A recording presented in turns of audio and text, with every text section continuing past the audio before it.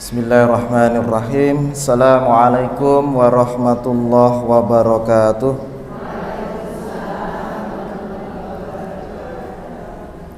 Innal hamdalillah nahmaduhu wa nasta'inuhu wa nastaghfiruh wa na'udzu billahi min shururi anfusina wa min sayyiati a'malina. May yahdihillahu fala mudilla lahu wa may yudlilhu fala hadiyalah. Asyhadu an la ilaha illallah wahdahu la syarika lah wa asyhadu anna Muhammadan abduhu wa rasuluhu la nabiyya ba'dah. Ya ayyuhalladzina amanu taqullaha haqqa tuqatih wa la tamutunna illa wa antum muslimun. Ya ayyuhan nasu taqur rabbakumul ladzi khalaqakum min nafsin wahidah wa khalaqa minha zawjaha wa batha minhuma rijalan katsiran wa nisaa'a wattaqullaha alladzi tasaaluna bihi wal arham innallaha kana 'alaikum raqiba. Ya ayyuhalladzina amanu taqullaha wa qulu qawlan syadida yuslih lakum a'malakum wa yaghfir lakum dzunubakum wa may yuti'illaha wa rasulahu faqad faza fawzan 'azima. Amma ba'd, fa inna astaqal hadithi kitabullah wa khairal hadyi hadyu Muhammadin sallallahu alaihi wa ala alihi wasallam wa saral umuri muhdatsatuha wa kullu muhdatsatin bid'ah wa kullu bid'atin dhalalah wa kullu dhalalatin finnar.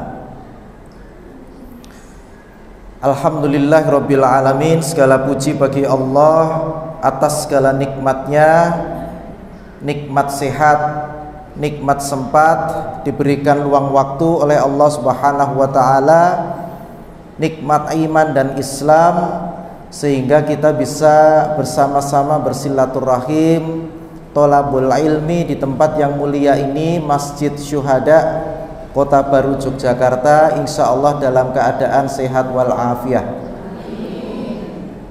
Dan semoga kita termasuk dalam golongan orang-orang yang selalu dinaikkan oleh Allah Subhanahu wa ta'ala derajat kita, karena kita termasuk orang yang beriman dan kita termasuk orang-orang yang mempunyai semangat menuntut ilmu syar'i.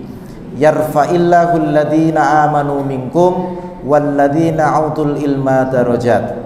Niscaya Allah Subhanahu wa ta'ala akan menaikkan derajat orang-orang yang beriman dan orang-orang yang mau menuntut ilmu syar'i, mempunyai semangat menuntut ilmu syar'i, beberapa derajat dibanding orang-orang yang lain.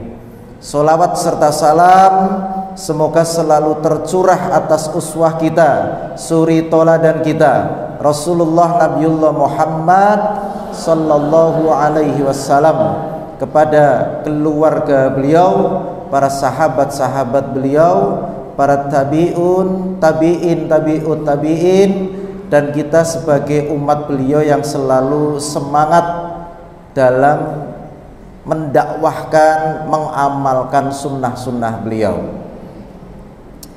Ibu-ibu yang dirahmati Allah Subhanahu wa ta'ala, sesuai dengan materi kajian pagi hari ini, kita akan membahas kitab Al-Firqatun Najiyah, di mana kitab ini dikarang oleh Syekh Muhammad bin Jamil Zainu, yang kurang lebih artinya adalah jalan hidup golongan yang selamat. Secara bahasa, al-firqah diambil dari kata firqatun, yang berarti golongan, kelompok, atau sekelompok orang.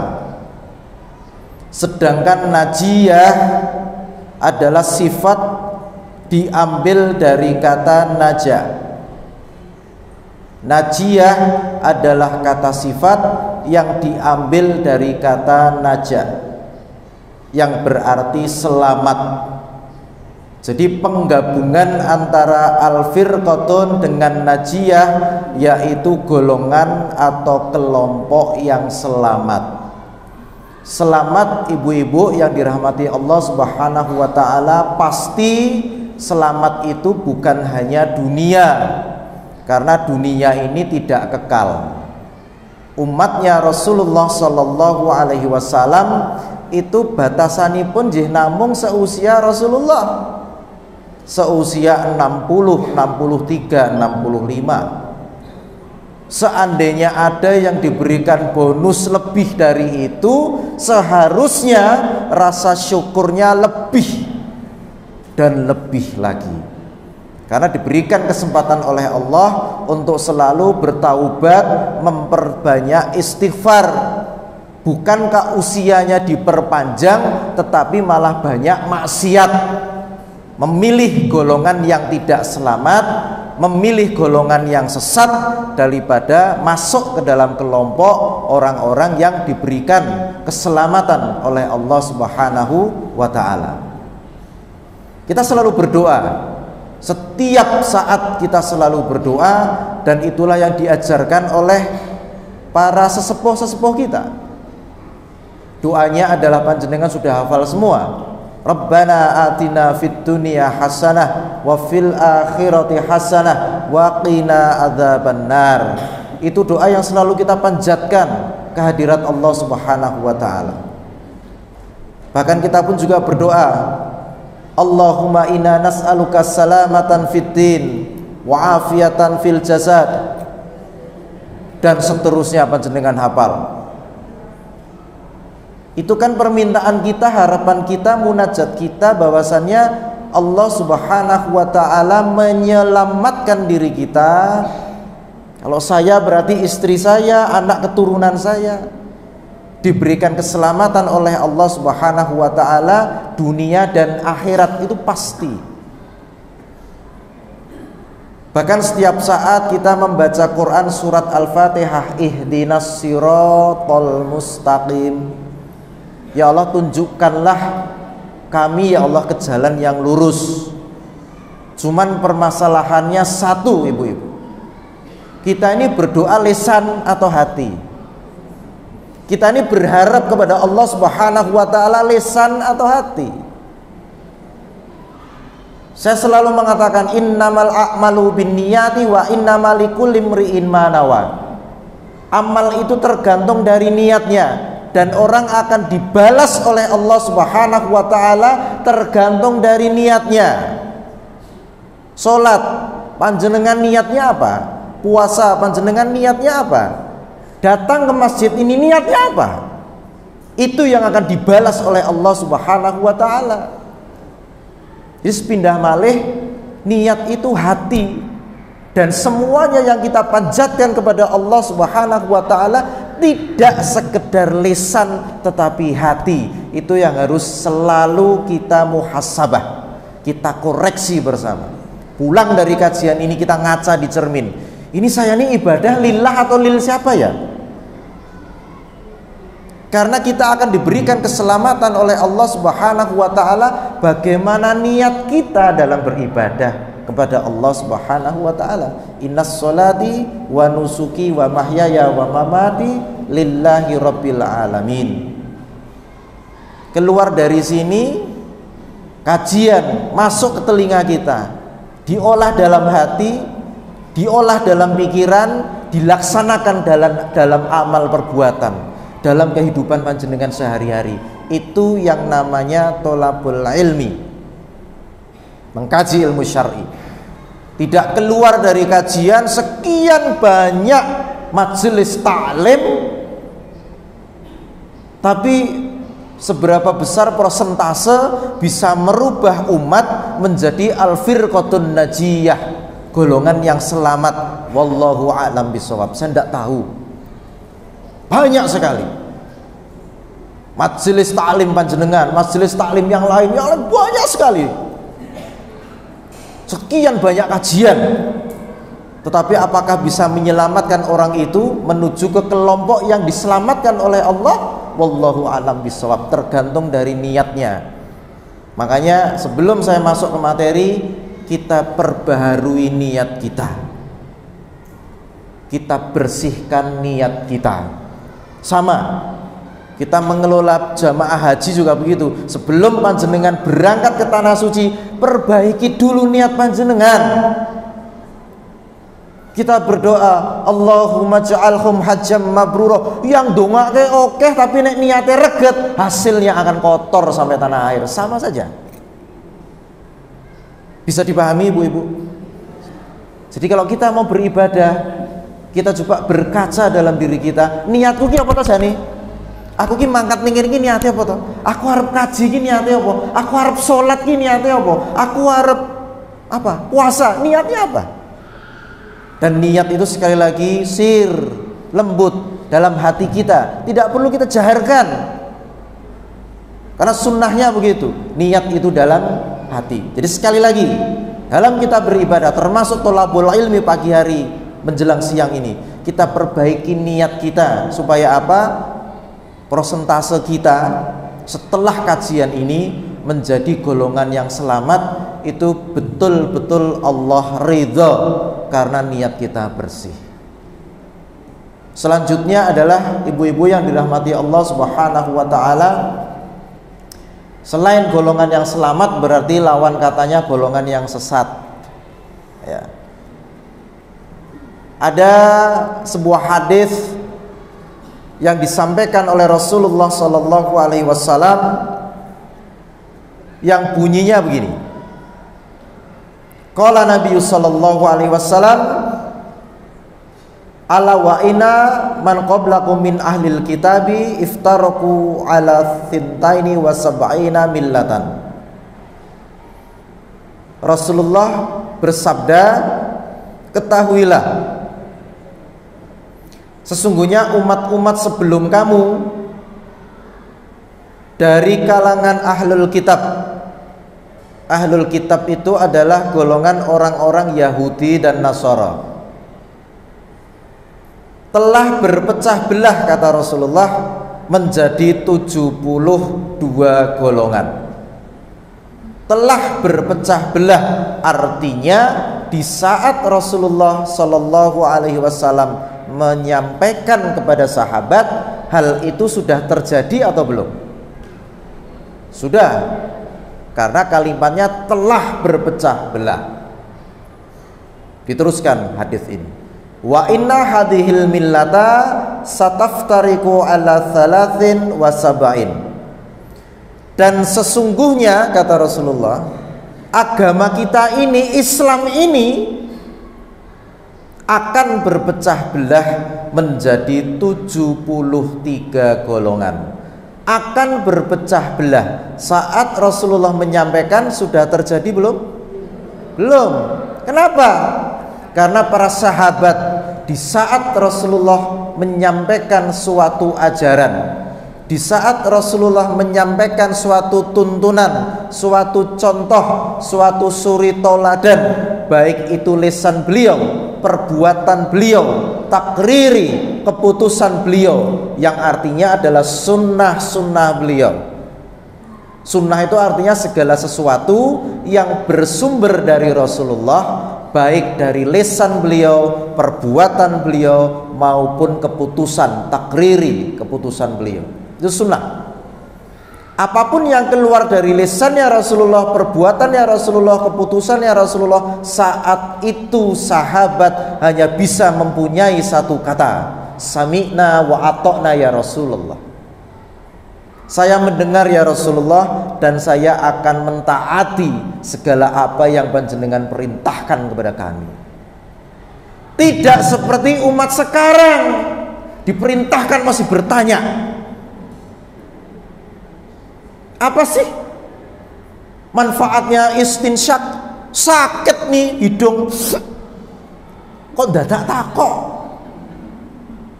Sahabat dulu enggak seperti itu, diperintahkan seperti itu, sami'na wa ata'na ya Rasulullah. Makanya Islam tidak terpecah, semuanya manut kepada apa yang dituntunkan Rasulullah Sallallahu Alaihi Wasallam. Orang ngeyel, geleme menangi dewi, mantepe, aku mantepe kalau gini kok. Wudu merupakan satu ibadah. Kalau kita lillah, berarti harus kita sempurnakan ibadah wudu kita sesuai dengan sunnah, sesuai dengan apa yang diperintahkan Allah dan sesuai dengan apa yang dituntunkan Rasulullah. Kepala, ajarannya sunnah, sekali saja. Telinga, sekali saja cukup. 3 kali. Kenapa? Aku mantep ping telu, ben rambutku teles, ben seger. Loh, ibadah kok mantep iki kepiye ta? Ibadah kok mantep? Ibadah itu syaratnya 2 diterima oleh Allah, al-ikhlas, al-ittiba. Saya ulang, al-ikhlas, innas sholati wa nusuki wa mahyaya wa mamati lillahi rabbil alamin. Itu ikhlas, hanya kita tujukan kepada Allah. Karena kalau ibadah tidak ditujukan kepada Allah, itu adalah yang namanya asyirku billah, menyekutukan Allah. Tidak diterima ibadah kita. Ramadan kemarin ada orang di luar Islam ikut melaksanakan puasa, diterima nggak? Enggak, karena tidak lillah. Ada nggak? Ada. Oh, teman saya itu ada kayak gitu. Mas, aku melu poso, saya cuman oh ya, padahal tidak muslim. Diterima? Enggak diterima karena tidak lillah. Gimana syarat lillah, Tat? Ya kok syahadat sih, oh gampang. Bar syahadat apa salat tertib. Nek wis salat, amal ibadahmu tertib nggo, asal salatmu tertib. Nek bar syahadat kok salatmu ora tertib, amal ibadah liyane ora bakal tertib. Karena semuanya tergantung dari salatnya. Kita yang ada di masjid ini, kajian mau berapa kali, nek salatnya ora tertib sama saja. Iya, sama saja. Saya kemarin mengantar anak-anak saya berangkat ke sana. Saya sampaikan, nak, kamu berhasil karena kamu masih muda. Kamu sentuh Ka'bah itu, kamu berdoa kepada Allah, ya Allah, sambil kamu nangis begitu. Tergantung dari niatmu itu. Karena akan bagaimana amalan kamu itu setelah kamu pulang dari tanah suci, kamu akan nampak bagaimana ketertiban sholat kamu. As-sholatu khairum minan naum. Geregah, alhamdulillahilladzi ahyana ba'dama amatana wa ilaihin nusur. Berat masuk kamar mandi wudu. Itu namanya kamu konsekuen dengan bagaimana kamu beribadah di tanah suci. Tapi kalau nangis kok oke, wong nangis sih digawe-gawe nak. Wong Indonesia iki gawene seneng nonton sinetron kok. Iya kan? Orang sinetron kan nangis dibuat-buat, habis itu ya udah lupa saja. Mau sinetron yang sifatnya religi atau apapun ya nangisnya nangis yang dibuat-buat. Tidak dalam hati. Ibadah itu hati, Bu. Di sana nangis tuh ya Allah, ampuni ya Allah, ampuni ya Allah. Jangan sampai dosaku di masa lalu Engkau sampaikan, Engkau limpahkan, Engkau azabkan kepada anak keturunan kami ya Allah, ampuni ya Allah. Gitu. Nangis tuh nangis betul. Jadi pulang dari tanah suci panjenengan betul-betul menjadi hamba Allah yang taat kepada Allah. Jadi kembali kepada hadis ini, kenapa Islam waktu Rasulullah menyampaikan itu tidak terpecah belah? Karena mereka semuanya taat apa yang disampaikan kepada mereka dari Rasulullah Sallallahu Alaihi Wasallam. Apapun itu, tidak membantah. Saya teruskan. Sintani wa sab'una finnar. Dari 73 golongan umat Islam yang terpecah itu, sintani wa sab'una finnar, 72 neraka. Wa wahidatu fil jannah, dan hanya satu yang dimasukkan oleh Allah Subhanahu wa taala ke dalam jannahnya Allah, surganya Allah. Wahyal jamaah, yaitu yang dipunwastani yang dinamakan al-jamaah. Yang sering orang menyebut sekarang ahlus sunnah wal jamaah. Bagaimana mereka melaksanakan sunnah Rasulullah dengan semangat mereka yang membara. Tidak bertanya apapun itu. Udah, Mereka akan laksanakan sunnah itu, hikmah akan menyusul kemudian. Sekali lagi, mereka akan melaksanakan sunnah itu terlebih dahulu, hikmah mereka akan melihat di saat mereka menyelesaikan apa yang diperintahkan oleh Rasulullah SAW. Ya. Kapan hal itu terjadi? Yang disampaikan oleh Rasulullah SAW bahwasanya Islam ini akan terpecah menjadi 73 golongan. Ya sekarang ini. Ya, sekarang ini. Menjelang akhir zaman ini, di mana tanda-tanda akhir zaman sudah mulai nampak. Saya husnudzon sajalah. Banyak majelis-majelis ta'lim. Kita tidak usah berbicara di luar Jogja, di Jogja saja. Saya berhusnudzon semoga mereka semua termasuk panjenengan sudah mulai berpikir tentang ya Allah, akhir zaman kok mulai dekat ya Allah.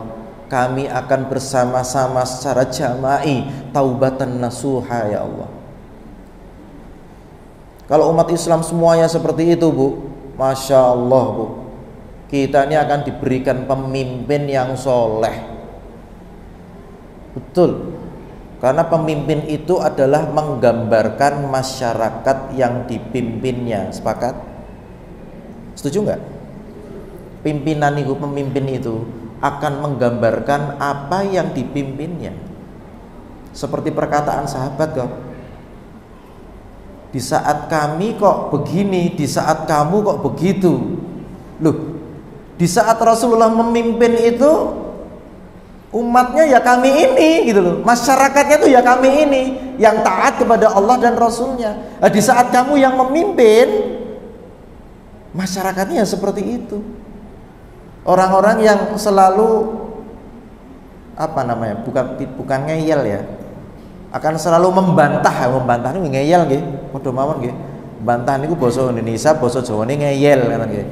Ngeyel kepada apa yang disyariatkan oleh agama kita ini, Islam ini. Jadi makanya yang memimpin ya bagaimana gambaran dari masyarakatnya. Nah, jadi Islam ini terpecah belah mulai kapan? Mulai saat ini mulai nampak perpecahan dari itu. Ya. Di dalam riwayat lain disebutkan kulluhum finnari illa millatan wahidatan. Semuanya masuk neraka kecuali satu golongan. Apa itu? Yang disebut di dalam hadis ini ma'ana alaihi wa ashabi, yaitu golongan yang sehaluan denganku, kata Rasulullah, beserta para sahabat-sahabatku. Sehaluan itu satu jalan dengan Rasulullah beserta para sahabat Rasulullah Sallallahu Alaihi Wasallam. Nah, tinggal kita ini suruh milih sekarang ini. Kita mau yang fintani wa sab'una finnar karena tidak ada pilihan. Rasulullah menyebutkan Islam ini akan terpecah belah menjadi 73 golongan, 72 golongan sendiri finnar wa wahidatu fil jannah, dan hanya satu yang dimasukkan oleh Allah ke dalam jannahnya Allah. Tadi yang dikatakan ma'ana alaihi wa ashabi. Nah, sekarang kita introspeksi, kita muhasabah. Kita termasuk dalam seperti itu enggak? Kita termasuk yang satu jalan, satu haluan, satu pemikiran dengan Rasulullah beserta sahabat, atau justru kita ngeyel dengan aturannya Rasulullah gitu. Kalau ibu-ibu itu kan sederhana ya, sederhana. Yang sering kami contohkan adalah bagaimana memanfaatkan waktu yang mustajabah. Waktu yang mustajabah itu dimana kita berdoa itu tidak ada hijab, tidak ada halangan antara kita dengan Allah Subhanahu wa Ta'ala. Termasuk waktu yang mustajabah, doa kita dikabulkan oleh Allah Subhanahu wa Ta'ala. Tetapi kadang saya mendengar, saya merasakan di masjid-masjid di saat saya safar ataupun di saat saya ngisi kajian dan sebagainya, justru malah tidak dimanfaatkan, dan yang tidak memanfaatkan itu adalah sebagian besar, tidak semua. jamaah yang softnya belakang, yaitu para akhwat nih, bicara rame, padahal bapak-bapak lainnya berdoa. Ya Allah, berdoa, apapun itu, bahasanya apapun itu, karena belum masuk ke dalam waktu sholat. Kalau masuk ke dalam rukun sholat, tidak bisa panjenengan berdoa selain bahasa Quran. Kan tidak bisa kan, Allahu Akbar diganti dengan Allah Maha Besar, Allah Ageng Sangat, kan nggak bisa. Karena sudah ada tuntunannya sholat itu Allahu Akbar, selesai. Tapi sebelum itu panjenengan bisa panjatkan doa dengan bahasa sesuai dengan yang panjenengan pahami. Dan itu tolong dimanfaatkan. Jangan malah rame, jangan malah bercanda dalam naudzubillah, jangan malah ngerasani. Iya. Gitu ya. Kemudian bicara tentang tabarruj. Ini juga masih menjadi PR yang besar di antara umat muslim, terutama akhwat. Pirsa tabarruj, besok minta ustadz yang lain ngisi tabarruj ya. Tabarruj tau nggak? Sudah pernah diisi tabarruj ya.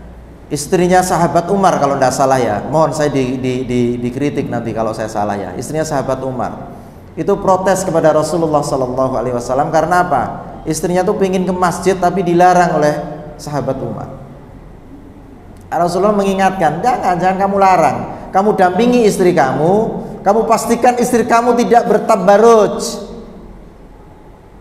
Tabarruj itu adalah seorang wanita yang berdandan berlebihan, memakai perhiasan yang berlebihan, memakai wangi-wangian yang berlebihan, sehingga mengundang syahwat bagi laki-laki yang bukan mahramnya.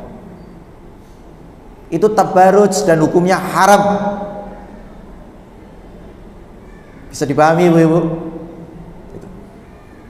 Jadi kita sholat jamaah di masjid boleh nggak boleh, tetapi jangan melakukan perilaku tabarruj. Sekali kita melakukan perilaku tabarruj, dilarang wanita untuk ke masjid. Lebih baik wanita sholat di rumahnya atau di biliknya, di kamarnya. Kalau laki-laki wajib jamaah di masjid.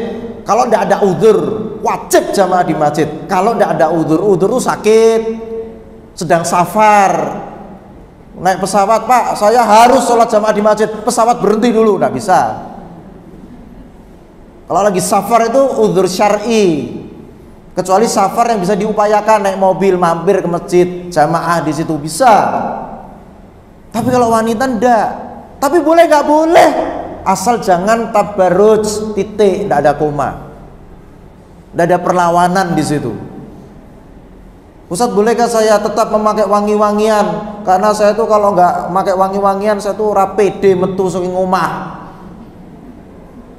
Ini kan namanya perintah Rasulullah tidak dijawab dengan sami'na wa ata'na ya Rasulullah. Kan begitu.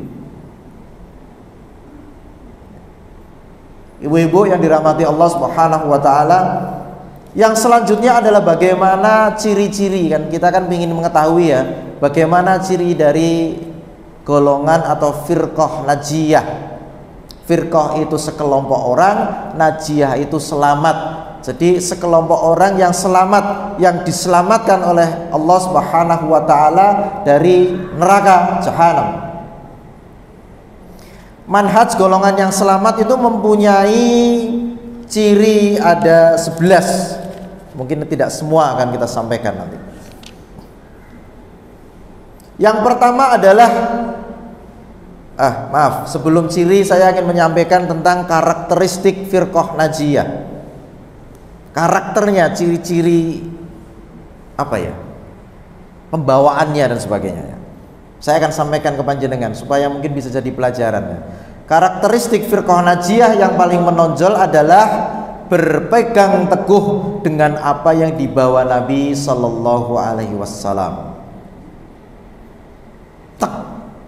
Ini sunnah, pegang teguh dalam akidah, dalam ibadah, dalam akhlak, dan dalam muamalah. Muamalah pun mencontoh Rasulullah. Ini PR nih Indonesia.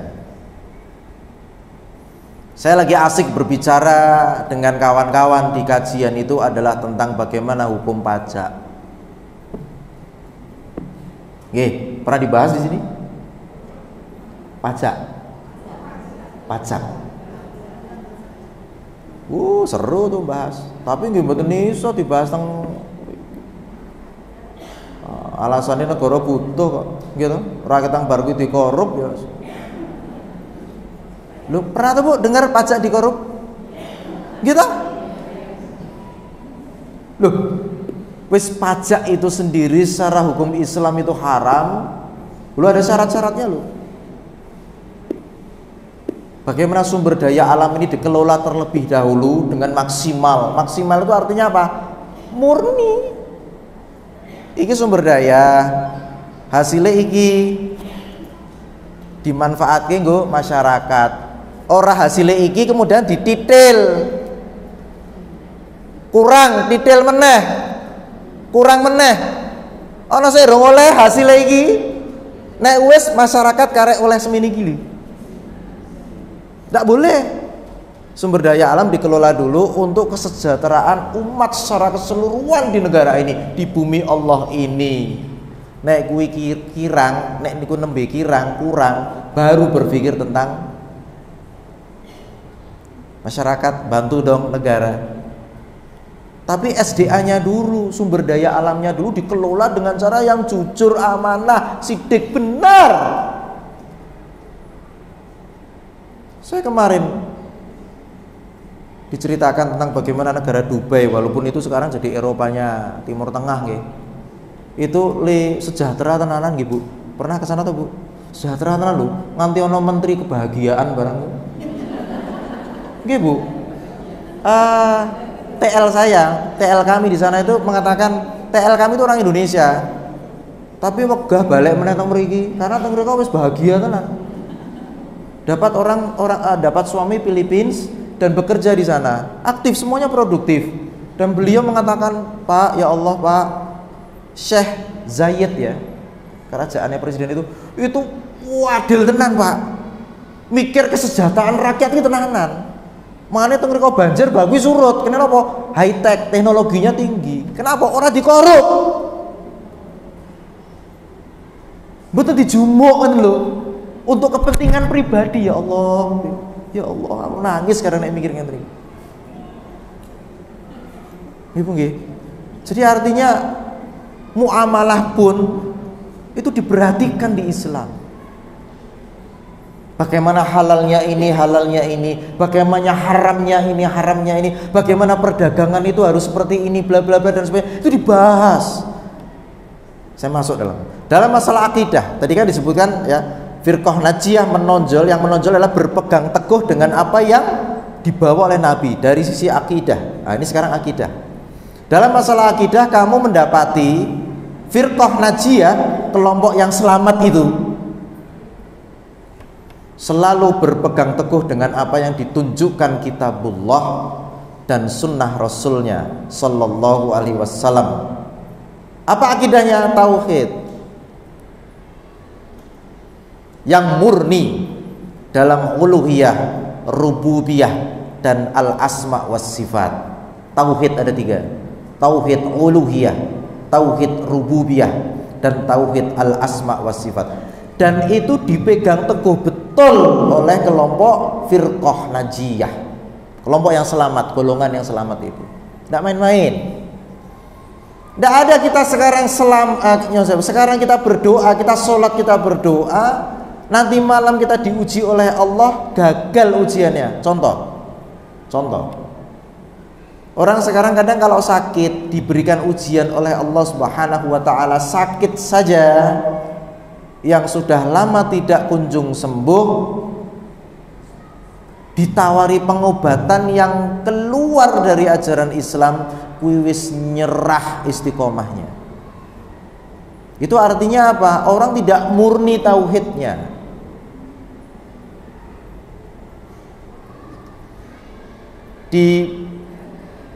Ada yang rumahnya Gunung Kidul, saya masih punya PR Bu. Saya lupa nama masjidnya itu. Ibu kalau mau tahu ya, di sana itu ada masjid yang area masjid, di dalam area masjid itu ada pohon. Pohon itu dikotak pakai besi, kemudian pohonnya itu sendiri dikelambu pakai kain. Dan di tiap kotak besi gini, 1, 2, 3, 4 gini, ini ada menyan. Di area masjid, coba bayangkan.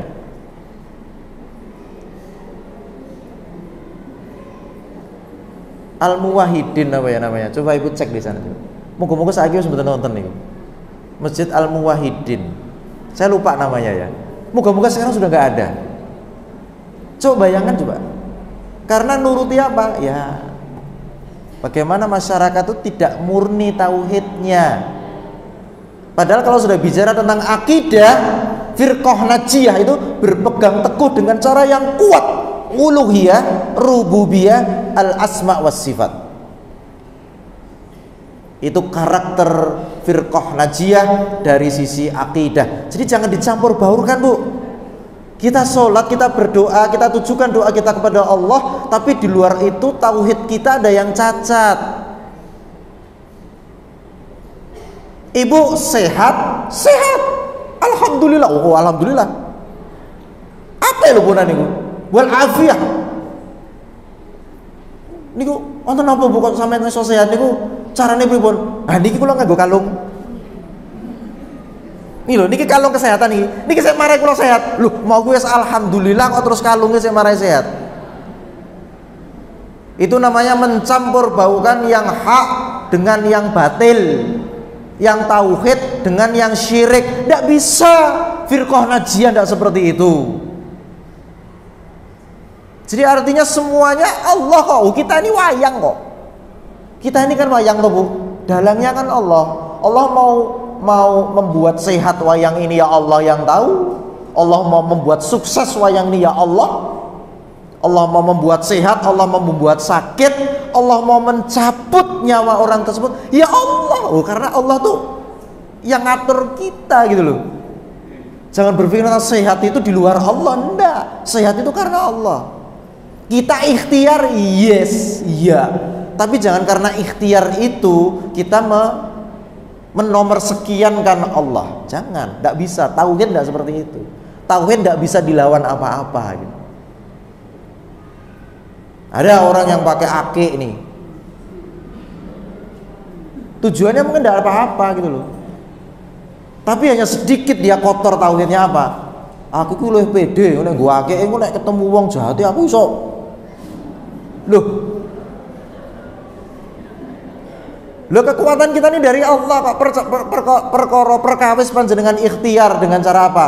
Sunnahnya kan berperang memanah, latihan bela diri supaya apa? Nanti kalau kita menjadi panglimanya Allah, membela agama Allah secara ghazul fikr, perang pemikiran, ilmu kita sudah siap. Anak kita masukkan ke pondok. Secara fisik anak kita latih, kita gembleng, latih bela diri supaya jadi wong Islam ini kuat. Karena apa?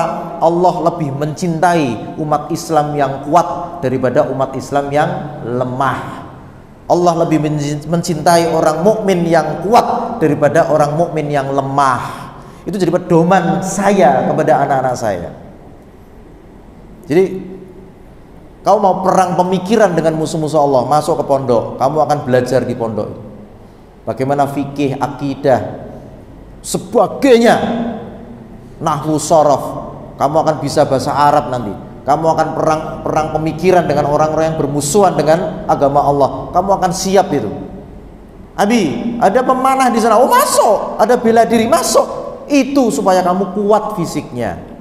Karena Allah lebih cinta kamu kalau kamu kuat daripada kamu yang lemah. Jadi tauhid itu tidak bisa dicampurkan apa-apa Bu. Tolong, mulai saat ini kita murnikan tauhid kita. Di saat kita sholat kita berharap kepada Allah, ya Allah, ya muqallibal qulub, tsabbit qalbi ala dinik. Kalau perlu sambil nangis itu Bu. Ya Allah bersihkan hatiku ya Allah, bersihkan hatiku ya Allah. Ya muqallibal qulub, tsabbit qalbi ala dinik. Engkau yang maha membolak-balikkan hati ya Allah, teguhkan aku dalam agamamu ya Allah. Dalam tauhid ya Allah, dalam akidah yang murni ya Allah. Tidak bisa saya kotori dengan apapun kecuali Engkau ya Allah. Lillahi Rabbil Alamin. Itu baru kita bertauhid secara murni.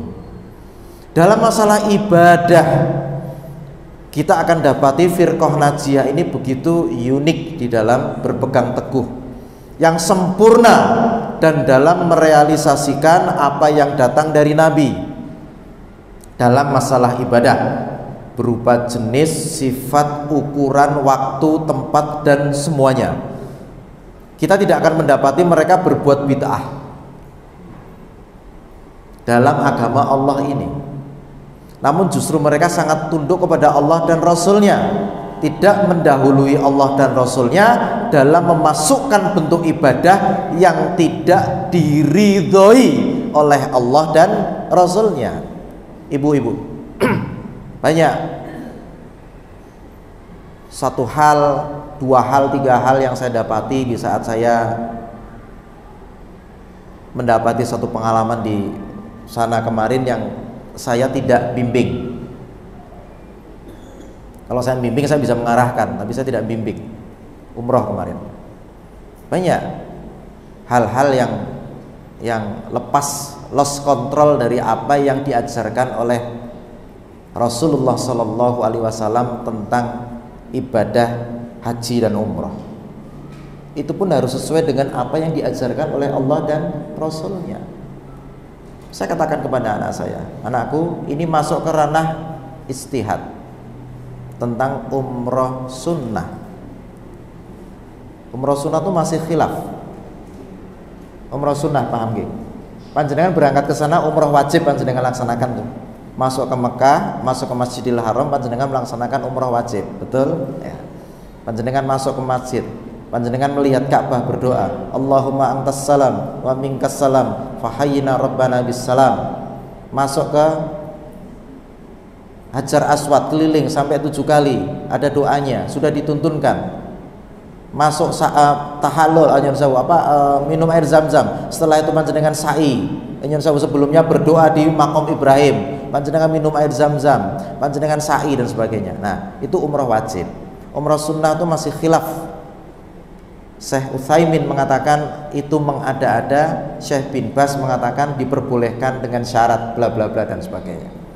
Saya katakan kepada saya, anakku yang masih kecil ikut abi, istriku ikut abi. Yang besar-besar ini pilihan, silahkan, karena ini tidak masuk ke ranah bid'ah. Ini ranahnya masih khilaf, karena ulama-ulama yang masyhur itu masih berbeda pendapat.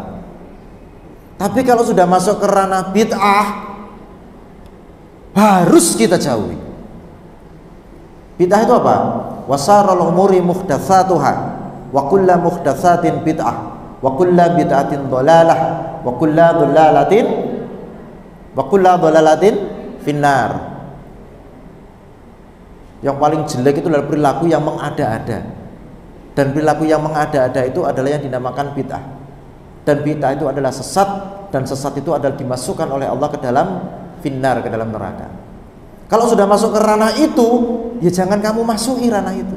Tapi kalau masih ranah pilihan, kita bisa memilih, silakan. Sama dengan di saat kita safar. Safar itu kan istri saya, abi, kalau sudah masuk ke mana kemarin itu ya, mendekati sini, ini umi jamak qashar, tafadhol silahkan. Tapi kalau abi enggak, ini pilihan kita berbeda berarti. Abi jamak qashar tuh ada syarat menurut abi. Tapi kalau umi sekarang punya ini, ya ini masuk ranah istihad dan sebagainya. Jadi banyak ranah-ranah pilihan dalam ibadah yang panjenengan bisa pilih, tapi tidak bisa milih kalau ranahnya itu masuk ke dalam ranah mengada-ada, nganak-nganak ke ibadah. Tidak boleh. Ibadah itu al-ittiba. Apa bu? Al-ittiba. Ittiba itu manut karo dawuhe Kanjeng Nabi. Apa yang diajarkan Rasulullah ya kita sami'na wa ata'na. Tidak bisa kita mengada-ada sendiri. Dari sisi akidah, dari sisi ibadah, karakternya firqah najiyah itu ketat dalam hal itu. Kalau sudah berpikir tentang mengada-ada, Ya jangan. Ya. Saya keras kalau sudah bicara tentang bagaimana sholat Id hari raya itu sunnahnya di mana? Tanah lapang. Rasulullah yang ada masjidnya Rasulullah saja, beliau tetap memberikan tuntunan sunnahnya beliau ke tanah lapang. Ada satu masjid Ustadz, masih kosong jadwal khotib Idul Fitri di PHBI A misalnya, saya tidak usah sebut. Tahu-tahu datang ke saya, Ustadz, nyun sewu, ini rapat harus ke masjid. Oh, kalau ke masjid monggo cari khotib lain saja.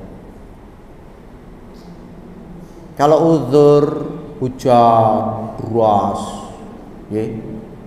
apalagi di Bekasi sana, saudara saya, kakak saya, Mas, aku terpaksa rai suning tanah. Kenapa? Komplekku ki terbatas, ora ono limbien tanah lapang itu di gedung saya. Jadi akhirnya ning masjid, kalau itu masuk uzur syar'i ya tafadhol silahkan. Tapi nek ono tanah lapang, sunnahnya itu di tanah lapang. Nah, hal-hal seperti itu, ibadah-ibadah seperti itu yang kita ini teguh gitu loh. Sunnahnya itu di tanah lapang. Rasulullah mengatakan begitu, ya sudah, ayo kita di tanah lapang. Kita syiarkan Islam ini di tanah lapang, kita takbir di tanah lapang. Sunnahnya kan begitu. Sampai bagaimana kita jalan dari tempat yang A, pulangnya tempat yang B, di tempat yang lain itu kan sunnahnya begitu. Oke, kan begitu. Lah, firqah najiyah kalau sudah berpikir tentang itu kenceng gitu. Dalam masalah akhlak nih. Kamu dapati mereka juga istimewa dari yang lainnya dalam hal kebagusan akhlaknya, seperti cinta akan kebaikan untuk orang-orang muslim, lapang dada, wajah berseri, bagus dan mulia ucapannya, berani dan akhlak mulia, dan yang lainnya. Panjenengan kalau melihat ciri dari ibadur rahman, itu ada di dalam ciri firqah najiyah. Salah satunya apa? Wa idza khatabahumul jahiluna. Teruskan. Ada apa enggak? Wa idza khatabahumul jahiluna qalu salaman. Dan jika orang tersebut dihardik, dijahili oleh orang-orang yang bodoh, jahilun, oleh orang-orang yang menjahili dia, melukai dia, menyakiti dia, qalu salama, maka dia akan menjawab dengan keselamatan. Akhlaknya bagus firqah najiyah itu. Dan saya jadi ingat ibu-ibu pernah ke Taif. Pernah ke Taif, Bu? Pernah. Tahu ceritanya Taif itu, Bu? Tahu, Bu? Cerita tentang daerah Taif itu tahu.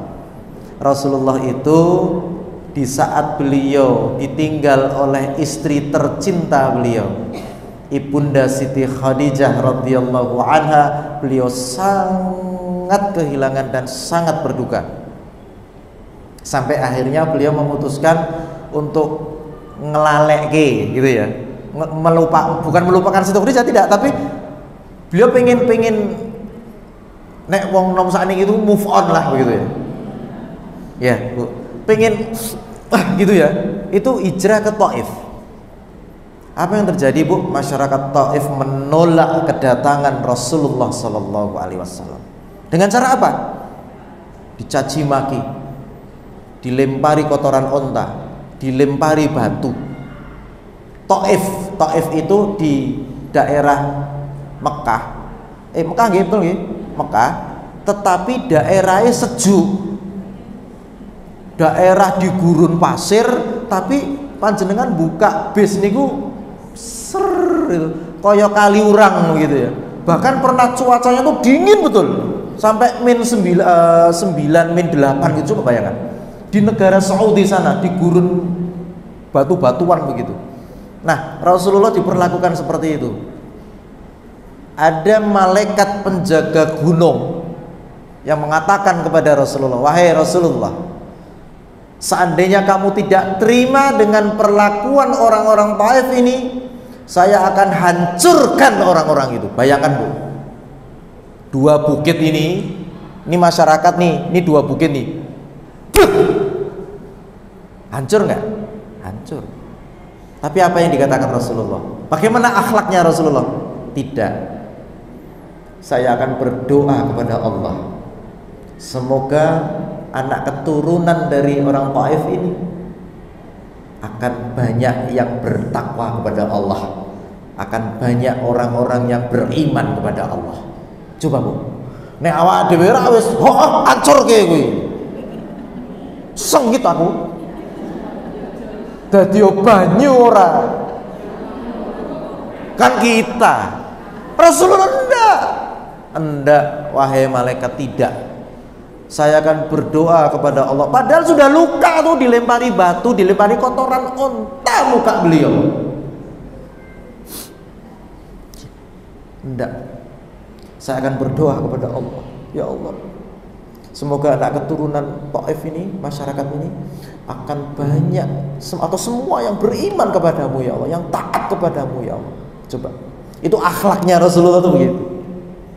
Loh, kalau kita kok nyontoh itu, waduh, gemah ripah loh jenawi, ukhuwah Islamiyah akan terwujud. Ndak ada caci maki, nggak ada perdebatan. Orang no kok ning TV acara debat, apa yang mau didebatkan? Mung atine wis resik kabeh kok gitu. Loh, ati resik niku ya Allah, penake ya Allah. Bu, panjenengan kalau berdoa ya di dua tanah suci, tiga tanah suci Baitul Maqdis ya, tiga tanah suci itu, atau di sini di Jogja, tolong ada satu doa yang harus panjenengan panjatkan kepada Allah, apa? Ya Allah, bersihkan hatiku ya Allah, ya Bu ya, bersihkan ya hatiku ya Allah, bersihkan hatiku ya Allah dari iri dengki, dari caci maki ya Allah, bersihkan hatiku ya Allah. Karena orang mau berakhlak baik itu syaratnya apa? Hatinya bersih. Senyumnya itu bukan senyum yang senyumnya tuh tulus begitu loh Bu, tidak yang terpaksa aku guyu karo kowe, tapi ora kepenak aku ora guyu karo kowe, tapi bar kuwi enggak bisa. Itu namanya hatinya kotor Bu. Hati itu kan qalbun salim, qalbun marid, qalbun mayit. Hati yang sakit obatnya apa? Itu tombo hati iku limo perkara, gitu kan? Ya itu nggak usah dilakukan lah. Tapi dipahami aja, oh maknanya maca Quran lan maknane, termasuk kumpul karo wong-wong sik soleh misalkan ya, berkumpul dengan orang-orang yang taat kepada Allah, itu bisa membersihkan hati kita. Tapi kalau kita mampu berkumpul dengan orang-orang yang tidak soleh, tapi kita bisa mengajak dia supaya soleh, itu lebih bagus. Jadi jangan panjenengan, kowe ora soleh, enggak aku. Jangan. Kalau kita mampu mengajak dia, ajak dia. Tapi kalau kita tidak mampu, ya kita doakan, ya Allah, saya terpaksa tidak bisa bergaul dengan mereka ya Allah. Kenapa? Saya khawatir hati saya akan tertular ya Allah. Bersihkan hatiku ya Allah, dan bersihkan hati orang-orang yang memang belum bersih hatinya ya Allah. Panjenengan bisa datang ke sini karena apa? Niat. Niat itu karena apa? Karena hati panjenengan bersih. Tapi kalau hatinya kotor, ya niatnya akan kotor. Sepakat nggih? Jadi sekarang tolong, dari sekian banyak yang rawuh ini, jangan pernah lupakan berdoa kepada Allah. Ya Allah, bersihkan hatiku ya Allah. Kalau perlu di saat tahajud panjenengan nangis di hadapan Allah, bersihkan hatiku ya Allah.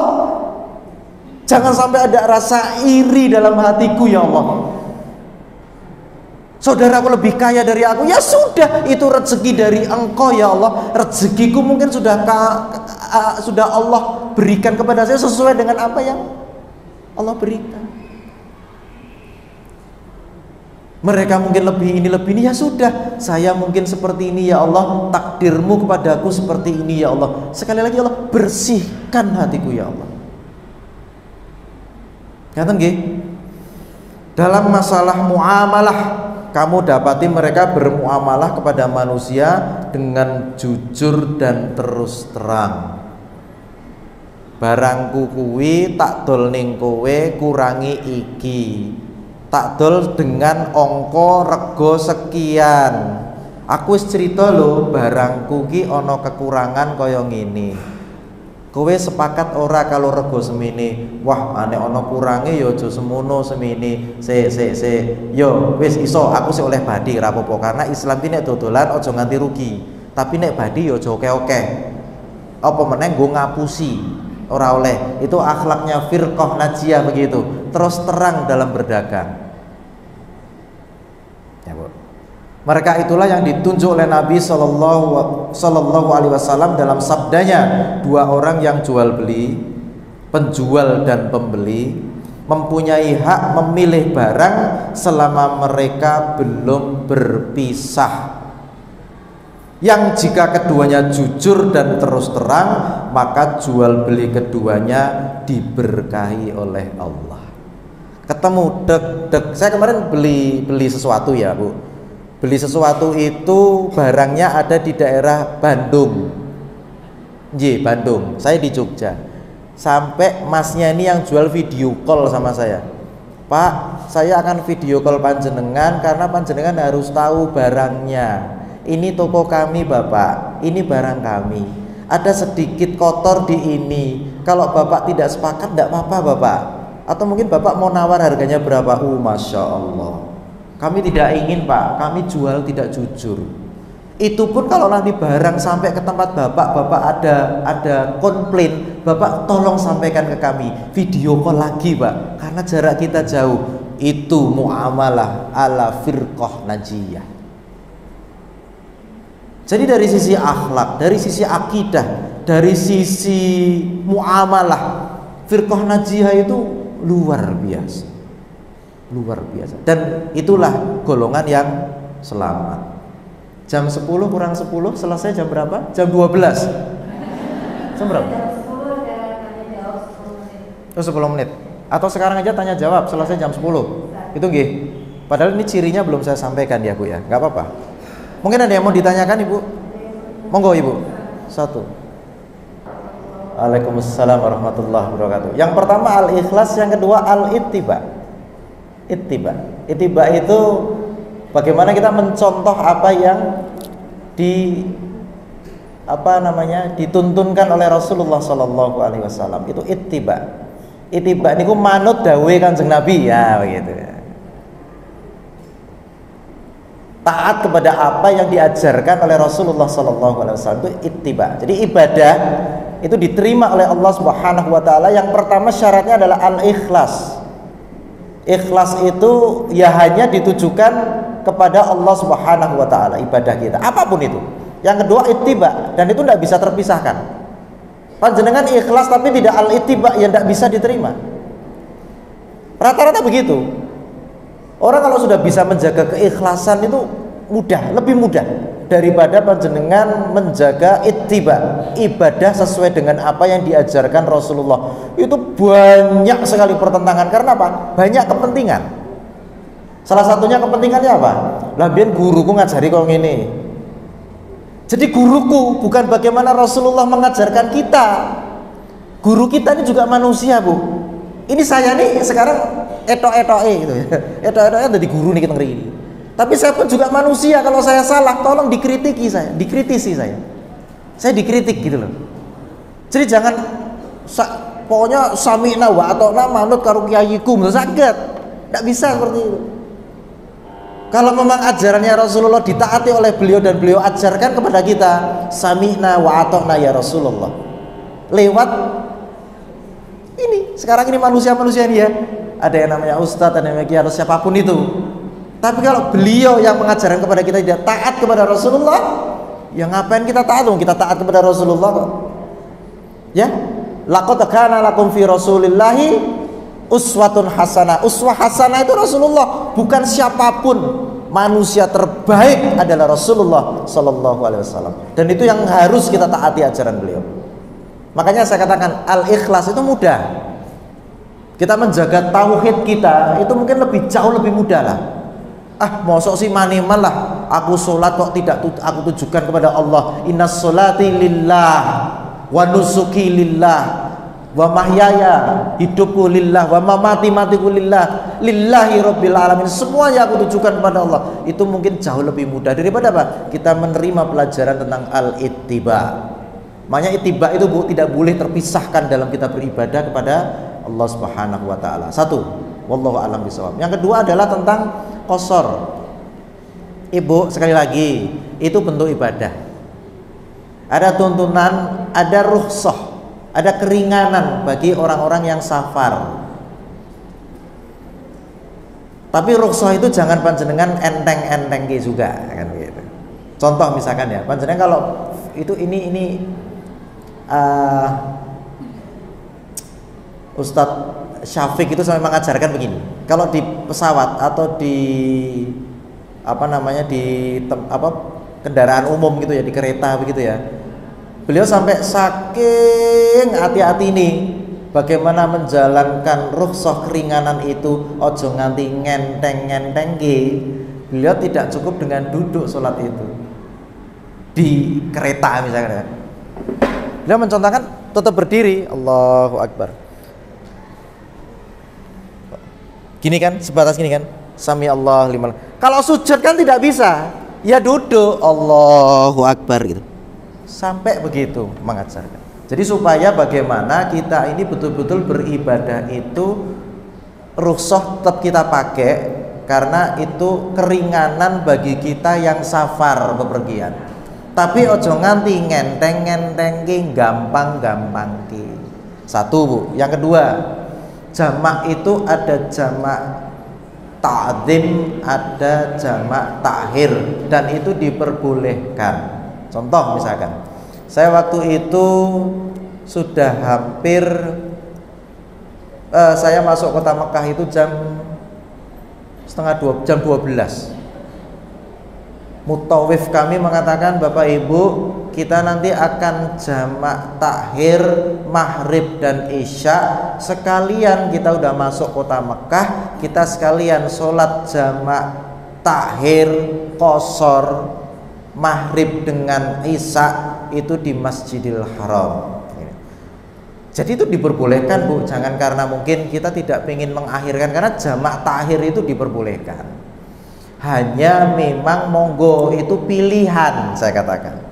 Panjenengan mau engko nek kira-kira lho yo wis arep maghrib nggak Bu ya, kok kesel engko aku keturun ning dalan ser nih ngerti-ngerti maghrib, wis aku tak mengawalkan aja, tafadhol monggo jamak takdim di qasar di perjalanan. Di perjalanan itu artinya karena panjenengan berangkat sebelum zuhur, panjenengan bisa berwudu dulu. Nek basa wong Jawa niku gantung wudu. Nggih. Kalau panjenengan bisa mempertahankan itu tidak apa-apa. Tapi kalau ngerti-ngerti pas lenggah ning kereta misalnya, batal. Di situ ada air enggak? Kalau air itu bisa diupayakan monggo, tapi kalau panjenengan waduh iki banyu karo toilet, ragu-ragu suci ora yo, jangan-jangan ono sik najis ning ngono, ya panjenengan tayamum tangan, tampil lagi muka, sah. Panjenengan langsung melaksanakan sholat dengan cara di saat panjenengan safar. Kalau kendaraan itu bisa berhenti di rest area, lebih baik menyempurnakan ibadah sholat panjenengan. Jangan di kendaraan umum, bis, kereta atau nek pesawat ya ora iso nggih. Mosok ning dhuwur ana rest area. Kan betul nonton nggih. Hanya berlaku yang di darat saja. Kalau di kapal bagaimana? Ya monggo kalau panjenengan yakin kapal itu bisa mendarat ke darat, yang panjenengan masih bisa ke rest area, mampir masjid panjenengan sholat, monggo. Tapi kalau tidak, lebih baik panjenengan mengambil rukhsah sholat sebagaimana keringanan orang yang sedang safar atau bepergian, daripada tidak sholat sama sekali. Karena ada tuh golongan yang seperti itu, ono nih Aku nek ora salat ning omah mending rasa salat. Oh ya sesat kowe. Lho gitu. Satu itu Bu, ada orang yang wis iqomah telat sholat subuh ning masjid. Wah aku nek telat ngene iki mending ora sholat. Sesat tenan kowe ya. Lho tak telinga saya pernah mendengar begitu Bu soalnya. Yo tak omong yo ora gelem. Wah aku ki mantepe kok ngene. Oh alah ya Allah.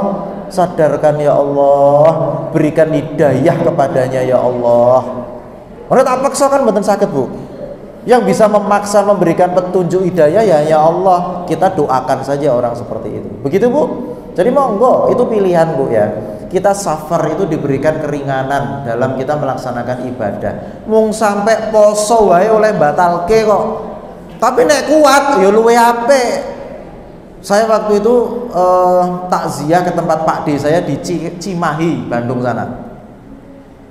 Saya naik kereta. Jane ya padha berate yo melu gotong jenazah barang, melu ning makam segala. Tapi yang naik mobil terima batal. Mas, jenengan batal mboten? Ya alhamdulillah sih aku merasakan nyaman bepergian ini. Insya Allah moga-moga tekan maghrib. Yuk tekan maghrib.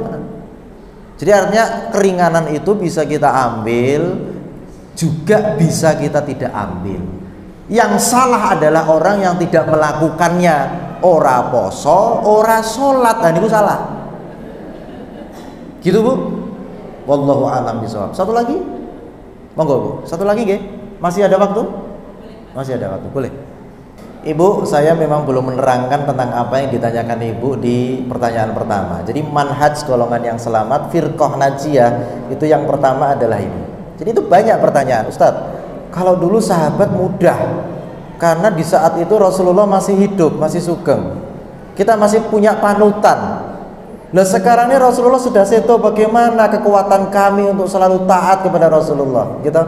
Nah, padahal cirinya firqah najiyah yang pertama adalah golongan yang selamat adalah golongan yang setia mengikuti jalan hidup Rasulullah Sallallahu Alaihi Wasallam. Saya ulang, setia mengikuti jalan hidup Rasulullah Sallallahu Alaihi Wasallam dan para sahabatnya, baik ketika beliau masih hidup maupun setelah beliau wafat.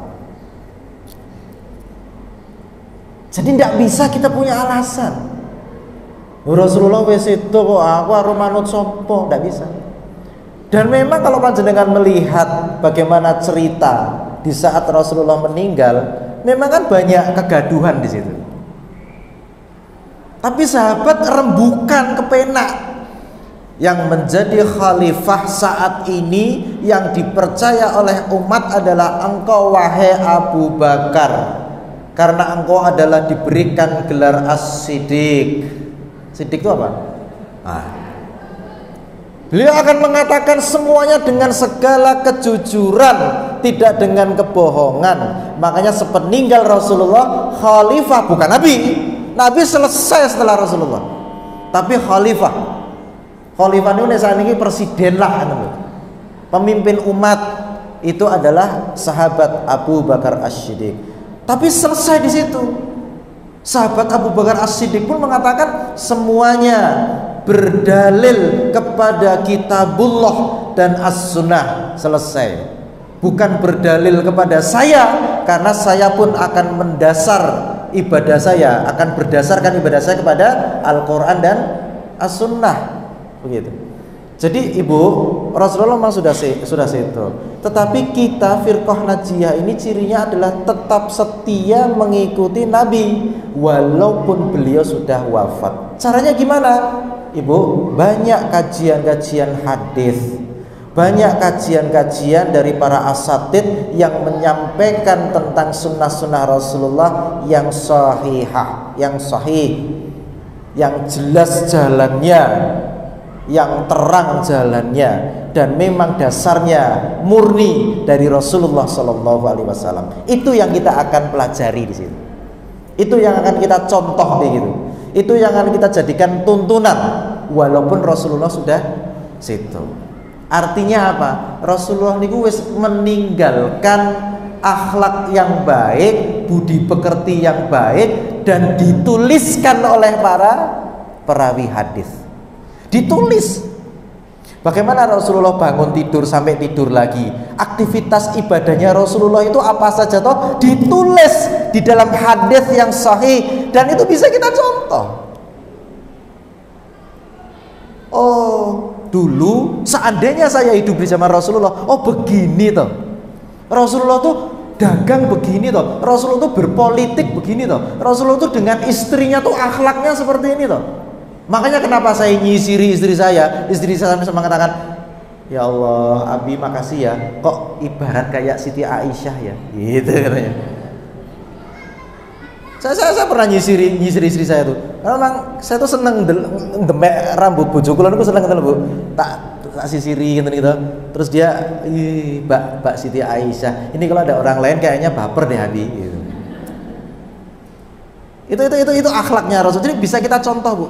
Apapun itu, okay? Jadi walaupun beliau sudah wafat, kita masih bisa mencontoh akhlak beliau lewat apa? Tulisan-tulisan di dalam hadis yang diriwayatkan oleh perawi yang sahih. Imam Bukhari dan Imam Muslim itu ada namanya kitabnya apa? Al-Lu'lu' wal Marjan. Ada Riyadhus Shalihin, ada Bulughul Maram. Itu kitab-kitab yang mencontohkan, menggambarkan bagaimana Rasulullah itu hidup. Selama hidup itu bagaimana? Itu kita bisa belajar dari situ itu. Satu. Yang kedua tentang apa tadi? Oh, tentang korban. Korban itu ya sekarang yang disunahkan, disyariatkan ya. Yang pertama kan onta tang mriki kan angel nggih, larang meneh. Kalau di sini ya berarti sapi, ya lembu atau kambing. Nek ajeng ya domba, monggo. Domba kan ada tuh di sini ya. Ada, monggo, bisa, Bu. Jadi onta itu bisa secara syariat bisa apa patungan nih, urunan itu minta naik onta nih. Saya lupa saya. Onta itu 7 ya. 7 nggih. Onta itu 7. Kalau sapi 5. Sapi 7 nggih. Oh, berarti onta tutup 7 nggih. Onta nggih 7 nggih. Onta 7, sapi 7. Kambing ora urunan, masuk kambing urunan. Itu nggih. Tapi memang secara syar'i Allah Subhanahu wa taala lebih mencintai korban itu yang utuh. Wetah itu artinya nek arep sapi ya sapi siji, nek mampu. Nek ra mampu ya urunan, itu boleh. Bukan kemudian wah kowe nganak-nganake korban kok urunan, ndak, karena diperbolehkan secara syariat. Tapi kalau kita mau korban utuh, aku luwih mantep nek utuh nopo 1 kambing, monggo boleh. Asal jangan sampai apa bedani, aku kambing arep tuku sik gede, domba tapi urunan mboten saged. Tuntunane mboten wonten teng mriku. Jadi yang urunan, yang patungan diperbolehkan itu hanya onta dan sapi atau lembu. Domba atau kambing itu wetah, monggo, itu pilihan saja. Ngaten Ibu? Boleh. Wallahu a'lam bishawab. Matur suwun Bapak Ibu-ibu semuanya. Saya jujur belum selesai menyampaikan kitab Firqah Najiyah. Moga-moga mohon doanya kita diberikan kesempatan kembali bisa bersilaturahim, bisa tholabul ilmi, kita meneruskan kajian tentang Firqah Najiyah. Kita tutup dengan berdoa, ngaten.